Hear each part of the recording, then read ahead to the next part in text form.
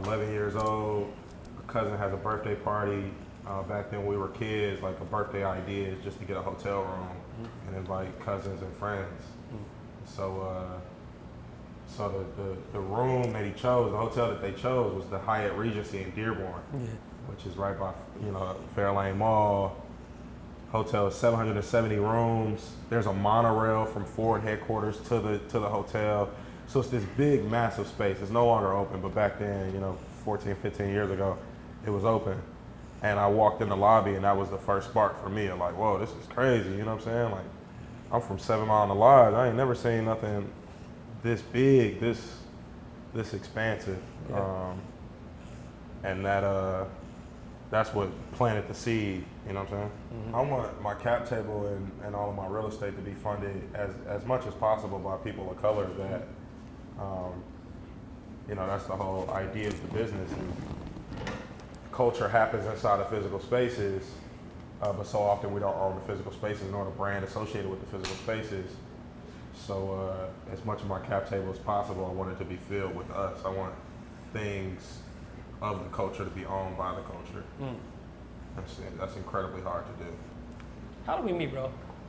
We met through this guy right here. I think it was. We met through this guy. Connected us maybe 2 years ago, a year and a half ago on text message, and then that was it. And you and I have grown probably a closer friendship than you and him, just because you and I both deal with physical space and culture.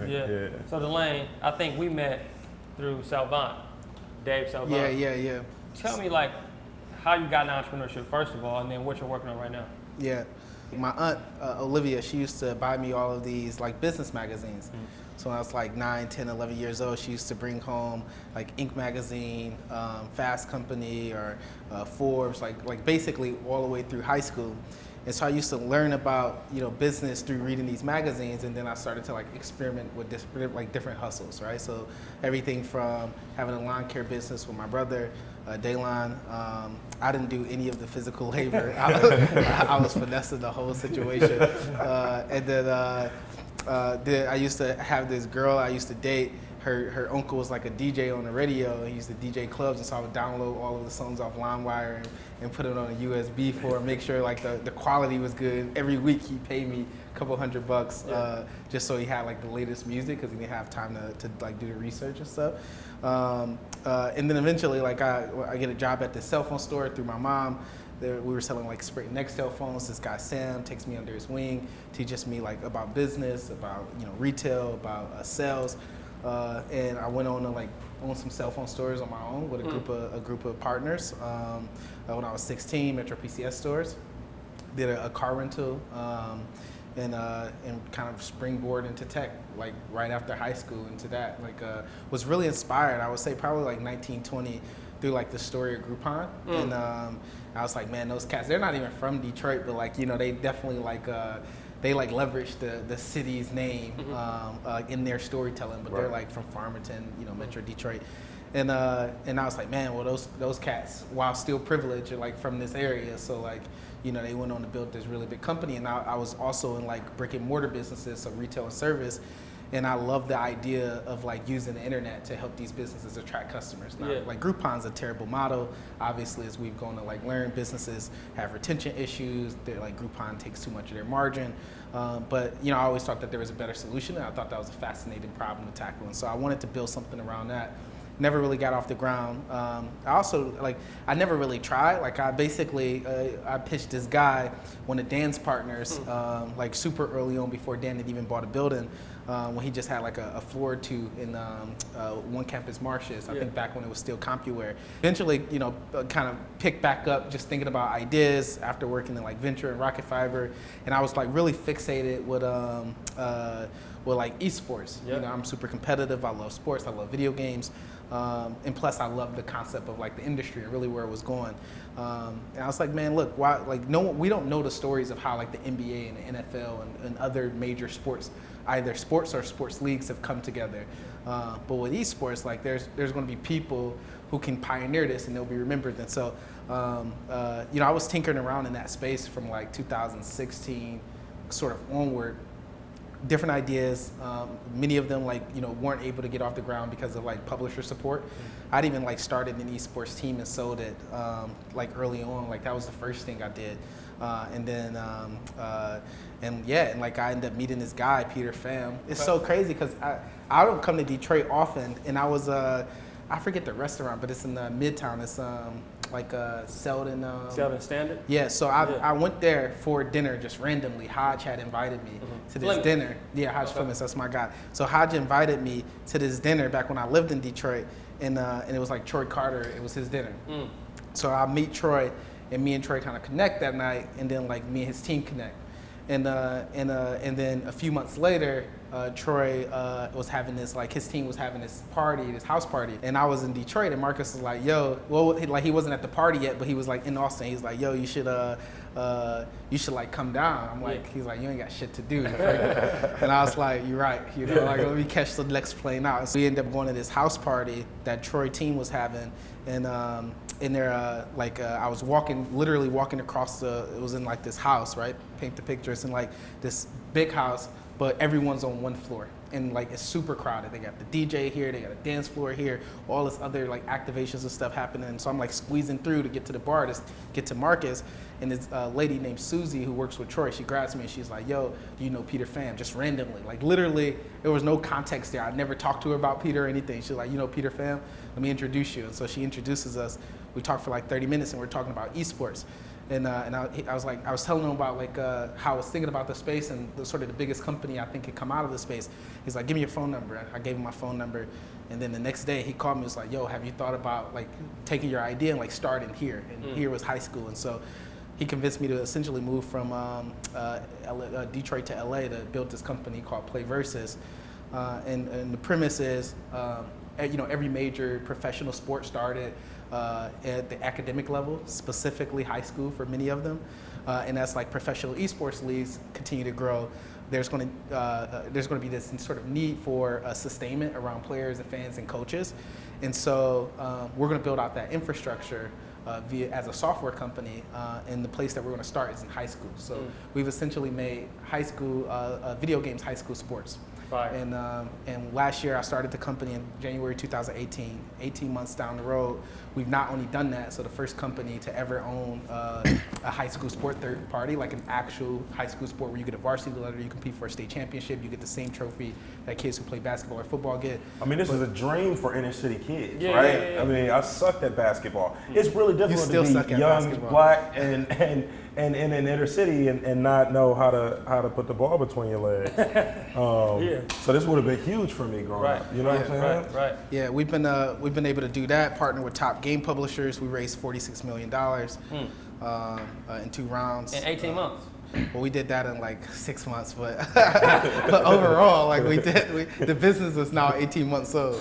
It's not until this exact moment where I hear parallels in our experiences between our businesses. When he talks about having a unique audience, he's talking about United States high schools. 95+% of 20,000 plus high schools in the United States, unique audience that you can distribute through, in a protected way through your partnership. In our business, we believe that our unique audience are Black Americans, traveling Black Americans. That's our unique audience. We believe there's not a hotel building or brand or travel experience at large that says to that consumer, hey, your dollar is welcome here.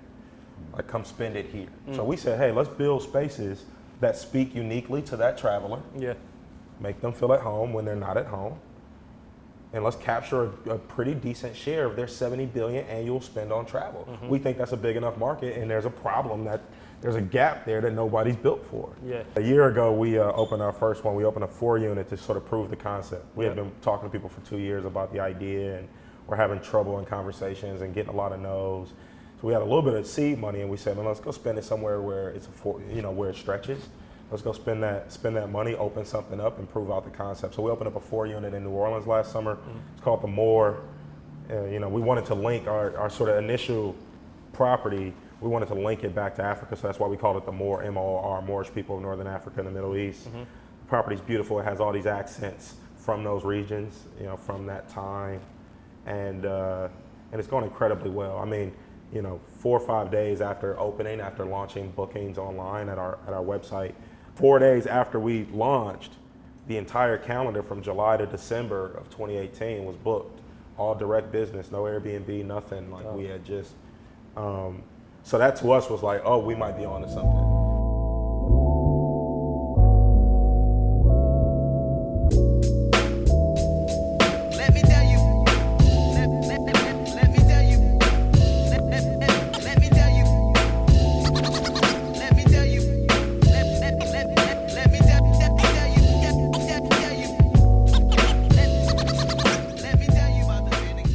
Me and this guy, we talk about startup culture so much and trying to figure out how to navigate it.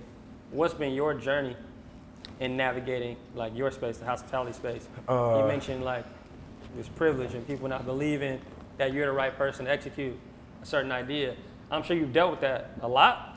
No? Yeah, yes? it's been a nightmare, you know, but it's also been a joy, right? For 3 years, I've been full time on the journey, and you know, I've gotten a ton of no's, you know, frankly, because the seed funding in the hotel business, the startup funding in the hotel business comes from people's grandfathers and fathers and uncles, and this is true family and friend capital, right? It's not incredibly difficult. You know, look, suffice it to say, I couldn't go to my granddad or to my dad about the money I need to get a building open. So it's been tough, you know, but that was important. That was an important experience of sort of getting those no's because you start to align with where the likely yeses are. Yep. Finding the path of least resistance is incredibly important to our journeys, and you got to figure out where the like tough resistance is in order to figure out, okay, the lighter load, the easier route is in this direction, so let me move over here. What we're really talking about is just having information, right? You're talking about, you know, your cap table and sort of funding these projects. You know, you're talking about sort of networking, right? Hyper networking to some degree, and it sort of has sort of evolved over time and led to what you're doing now. But a lot of that boils down to just having the information to sort of take the proper path or take the proper approach. And I think, you know, from what I've seen, you know, as minorities, and you guys, I'm sure you've seen it, right? A lot of it is just like not knowing and sort of, you know, that those growing pains that come with getting the proper information that you need to make things happen, right? So unpack that more from both of your perspectives, right? Because I think, you know, it's interesting, right? You're dealing with an institutional investor that's a little bit different than what he's probably dealing with, culturally, definitely, right? And so even their basis, right? Like, you know, it would be really interesting to sort of hear how that path has evolved for both of you. No, there's a weird dynamic too, and certainly I think my situation has been a lot more privileged than his. It's interesting though, like I'm in an industry and in a space where there aren't a lot of black people. You know, there aren't any like venture-backed black founders in esports or gaming. There aren't any top CEOs or top executives that are black in the space, and there's very few professional players in esports that are like black. And so, you know, I'm definitely always in spaces and rooms where there aren't people who look like us. But in terms of being able to like build a company and have sort of rapid success, like, you know, my situation has been privileged. Like we didn't have to, like we didn't get many no's. Like our raises have been really quick. The journey has certainly been just as difficult, I would say, like in terms of company building, but I certainly recognize like, you know, how many doors he has to knock on to get a small check. And you know, I was talking to him last week even, and I'm like, you know, he's fundraising, he's doing this thing, and I'm like, man, I got this gap, this $4 million gap that I'm trying to fill. I pick it up through text message. He got to go see 100 people to get there. In terms of like what you said specifically, I think information is one thing. I think access to opportunity is another, and I think that comes from being in the right environment. Absolutely. Like I could have the same idea, you know, but I don't know if like that idea can get off the ground here in Detroit, which is like one of the reasons why I moved. I mean, like this is an ecosystem that's obviously still in its infancy, and so, but even then, like there's like the ceiling, right, over the ecosystem because of like who hosts the most capital, right. And then, you know, how that person then distributes that capital, right, and then, you know, in some cases where there's like one or two really wealthy people, they oftentimes distribute to people who look just like them, or even in many cases friends. And then those friends act as these gatekeepers to know that capital and that opportunity, those opportunities, and then only often, distribute them to people who also just look like them or also their friends. And so it becomes this sort of cycle of the same thing. But when you can get into an environment where like talent always wins, you start to see more people who look like us that like are successful. I think smaller markets and certainly smaller markets often have people like one or two core sources of capital, and because of that, unless they look like us, like there's just a natural cylinder and it's inherent. So even if you have all of the information, you don't have access to opportunity because the environment isn't the right one. Yeah. We expect that, over a 10 or 15 year period for the super young people listening to this, that hopefully, starting a company in your backyard and getting the financing needed to get it off the ground makes more sense at that point than it does now. But I know 4 years ago, I had to pick up and head to the Bay Area in order to have the relationships necessary to potentially propel the business. I think what Delane touched on a second ago is incredibly important, as context on, our friendship. We've been close for about 5 years. Similar journeys of entrepreneurship and building relationships across the entrepreneur and tech communities, and also being from the same place, being from 7 Mile, or him spending a lot of time on 7 Mile, and me, spending 18 years there. It's been a tough, sort of adjustment, I should say, to our relationship, for it to be as easy, for him as it's been, for him to have so many folks saying, hey, take my money. Yeah. What you're working on is incredibly smart and it's going to the moon. Take my money, and then he's got one of his closest friends working on something that he believes in, that people are not beating down my door for me to take their money. In fact, they are so skeptical about me taking their money to use it on real estate projects. And he does his best to fight that. Every introduction he can make, or every time he can, talk for me, he's like, you don't know Marcus Carey? you don't know Marcus? He worked in private equity. He tries to get me credibility in a world where our credibility is just challenged regularly.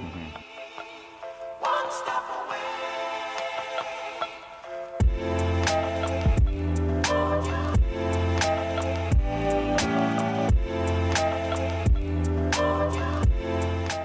So you grew up here in Detroit.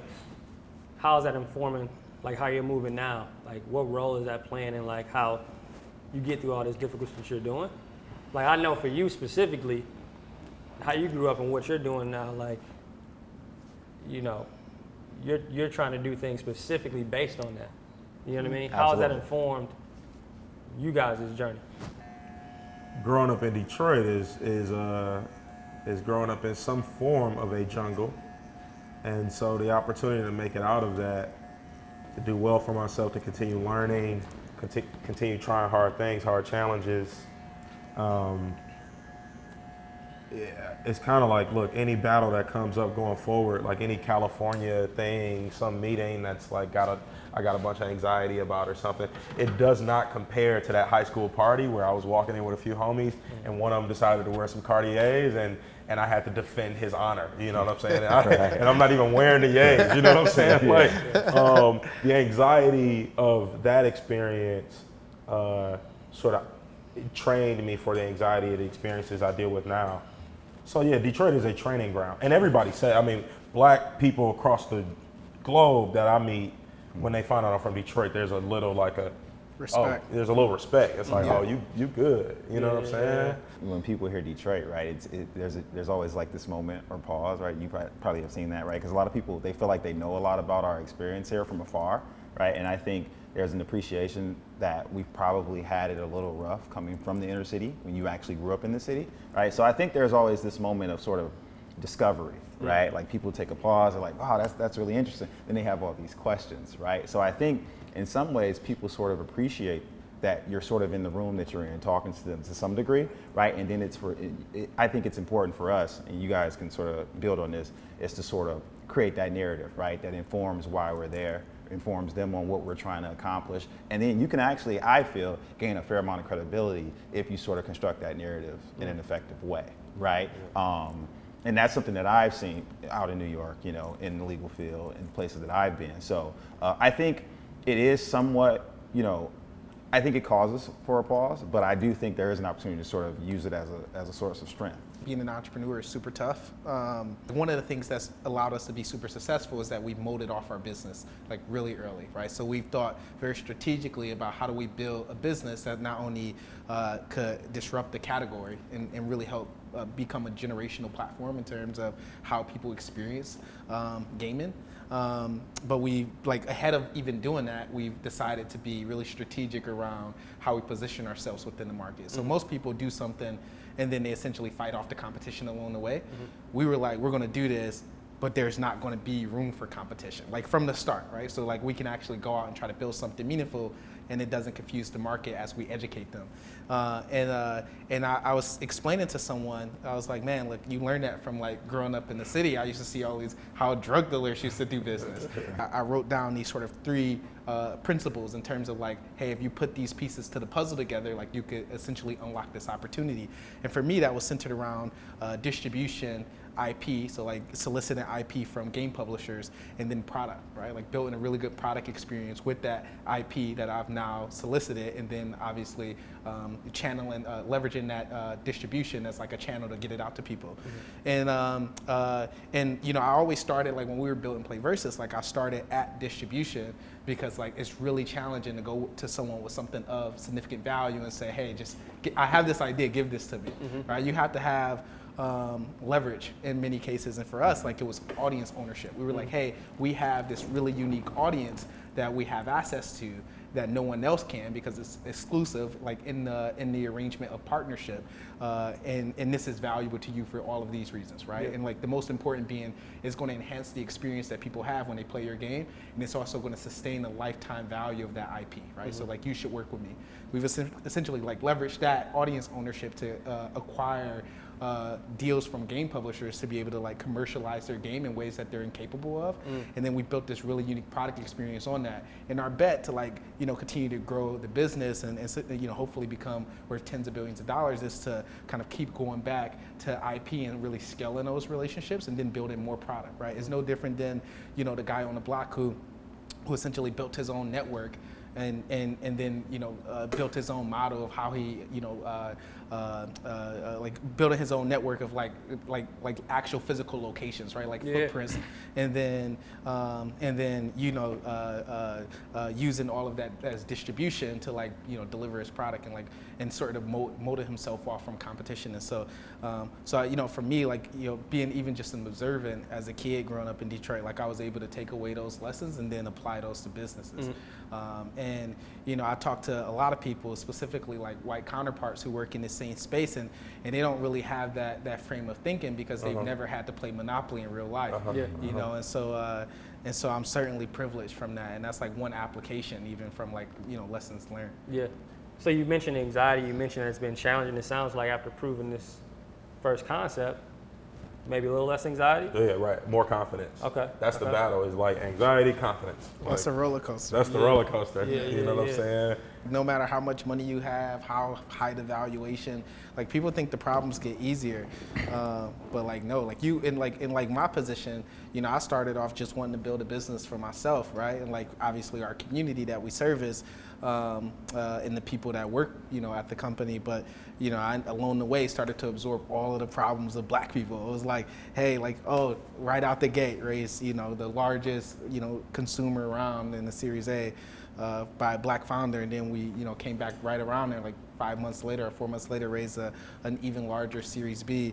And we got some stuff on the way that's crazy. I'm pretty excited about, but no, like you know, like now I'm like everyone comes to me and they're like, you know, one, not only like, hey, clear the path, which I think I do a good job at that, of like trying to lift up other Black people, and like, you know, Marcus mentioned, you know, how I try to make sure he's in, you know, has opportunity. The same is said, like, if I get invited to like a private conference, what I didn't know, by the way, and I'll go back to the story, it's like when you're like amongst that elite group of tech founders, there's so much exclusive stuff happening. Yo, and it's actually pretty fire. Like we went on a ski trip that I got Marcus Marcus, and it was incredible. Marcus made the most of it. I was think like, I saw this on Instagram. I had crazy anxiety during the whole thing. Marcus was meeting everybody. He was building crazy relationships. He was like, don't worry about my man's. So this is great, right? So I'm realizing that you guys are sort of a source of strength for one another, right? But I'm wondering in your respective businesses, you talked about anxiety and sort of, confidence and dealing with that. What's your source of strength, right? Like, what's that key relationship that sort of empowers you throughout your experience? Oh, mine's is easy. It's like the people who work for me. Okay. We have this, team that's, doubled since last December. So just 6 months down or 7 months now down the road, as we doubled the team size. We're hiring 40 to 50, hopefully, people in the next 90 days.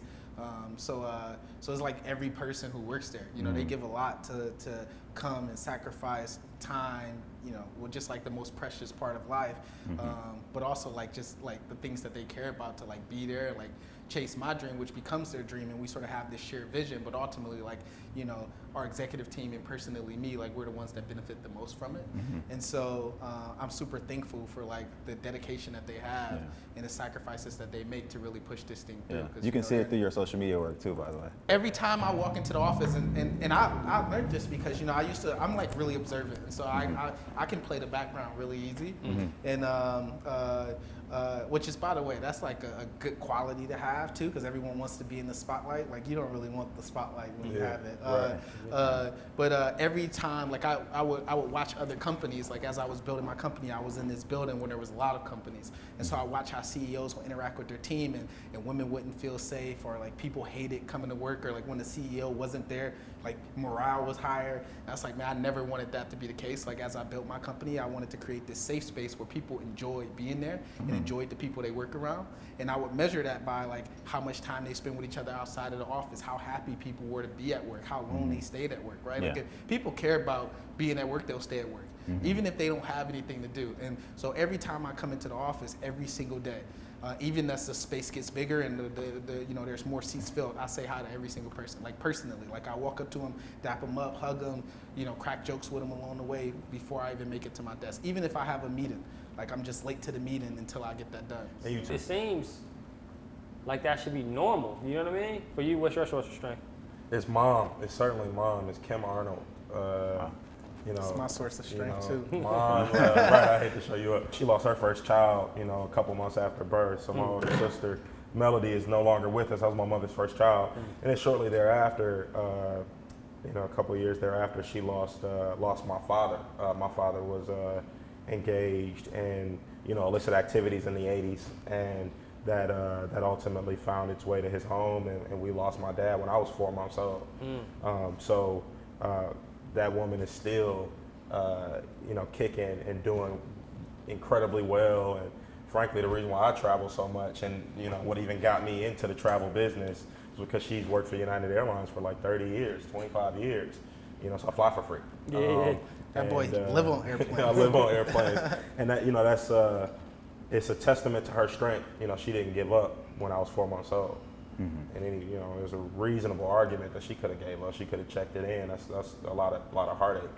So anytime I'm sort of going through my motions about getting no's and not having hotels open or whatever I'm stressing about, which over the years have been many things, whenever I remind myself to sit down and remember who my mother is, I'm like, oh, well, I got to do some more work. I got to go harder. If she was able to go hard on my behalf, I wouldn't be here if not for her. So that's certainly the source. He's been there every step of the way, from, meeting Peter, literally the moment I met Peter through, even today, where the company is. And, the first I say, look, when I moved from, so I decided to move from Detroit to LA in June 2017. And I'd already been considering moving somewhere, just because I felt I was what else is there to do, right? Yeah. In Detroit. I felt very tapped out. And so I decided to go to LA. I'd always wanted to live in LA. It just so happened Peter was there. And yeah, I mean, Peter ultimately too convinced me. Peter is like, yo, you can be like one of his exact statements was sort of like, yo, you can be like a millionaire in Detroit or a billionaire in LA. Like, it's like your choice. I was like, well, shit, when you put it like that. I wish it was that easy too. But so anyway, so I like packed. He knows like made the decision just like randomly on like some weekday, packed up everything, like gave it away, like got a U-Haul, packed up everything, gave it away to people. Had 2 cars, took the cars back to the dealership, hit the airport. Like it was just like very quick. Got to LA like on I think it was a Saturday night. Stayed at a hotel. The next day moved into a place that I'd never seen before. Like never even been to that neighborhood, seen the building before. With just one suitcase, had to build everything up from there.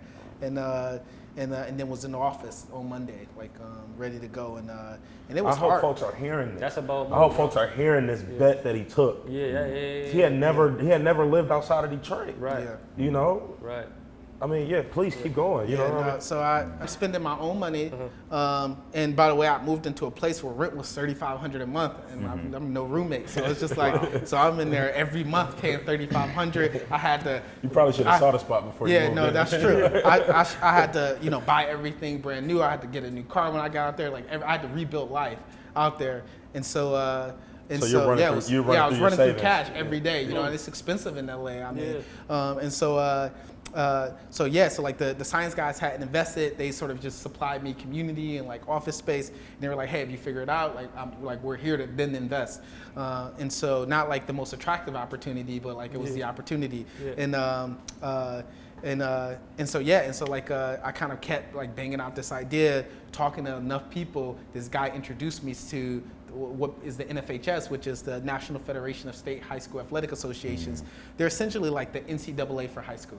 They're in the same office. They've operated for 100 years. But anyway, like this group, like the governing body of this group is like the smaller team who are always trying to get kids more engaged, because there's 16 million kids in high school, but only 8 million play sports. Because and you go to high school, there's all of these different activities in sports, but there's girls in the JV system. I mean, girls and boys system, varsity JV freshman system. There just isn't enough roster spots. So like some kids just cannot play, even if they have the talent, they have the interest. There's just no room. And so this group is sort of tasked with this challenge of like, how do we create more activities or sports and sanction them so we can get more kids engaged, because obviously the school system is motivated by student success, not in just like where they go in life, but like at the human character level, right? And so and plus like attendance, right? Like the more kids are in school, the more budget they get. And so so I meet this group. They're talking to a bunch of other companies, like 5 companies, many of them very, very big companies, including a couple game publishers.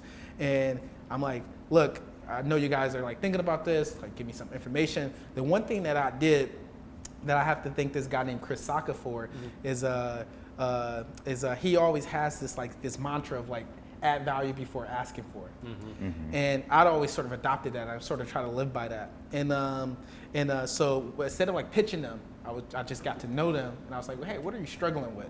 Right, like I know you're looking at this and you've been doing so for like 12 to 18 months. Like, but what are you struggling with to understand it? Why haven't you made a decision? Yeah. And they told me, and so I started to like put these presentations together and just educate them on these things. And then eventually, like a month in, we got this rapport. Like we're on first name basis. We're all laughing and joking. I'm like, hey, I should come down and meet you guys and show you guys like my vision for it. I'd also spent a lot of time reading annual reports. So every public company and oftentimes public foundations or organizations have these annual statements or reports that they put out. And Warren Buffett is like a person who swears by these things. And I got a chance to spend time with Warren when Dan Gilbert had brought him to Detroit once and had this like little like shindig. And Warren was like telling me that I should spend time, like when I had this different idea, like, oh, read this public company's annual statement, because like I learned a lot from it. So I'd always started to do that whenever I was interested in the company or market. And so when NFHS, like the first thing I do as I'm like learning them is like reading all of their annual statements, understanding all of the challenges that they have as an organization, or they think that the youth sports like market has. And they always sort of in like their like most recent at the time annual statement, they talked about the over-organization and the over-scheduling of youth sports, right? Like it's just too many people involved and it's too demanding for kids, right? And not enough kids obviously participate, given that half the base don't have a chance to like actually be involved. And so when I put my vision together, even with just myself, I focused on their challenges. So I was like speaking their Yeah. language. So I went down, met with them. It was supposed to be like an hour meeting. I went like a few hours, literally almost missed my flight. On my way out, I noticed they had this ping pong table, and I just, get to joking with them about that, right? And then one of the guys who was like on this small committee, like this decision making committee, was like the champion of the ping pong competitions that they had. And so as I'm leaving, we shake hands. I get in the Uber. The first thing I do is like order this massive, obnoxious ping pong trophy with something that he said on the trophy, and I get it shipped to the office, right? And like 2 weeks later, well, like a week later, they get the trophy. We keep talking, right? And it just gives us another opportunity to reconnect because they get the trophies like, hey man, appreciate you doing this. So we're like exchanging a lot of emails, following up on other stuff.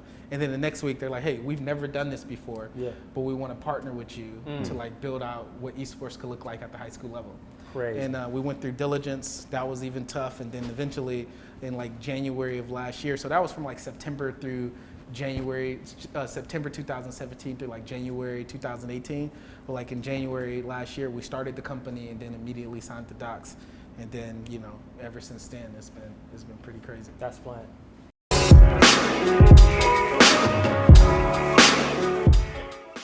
Jay and Dame are good examples of that. Like Jay was like, look, like at the time, his relationship with Dame made sense.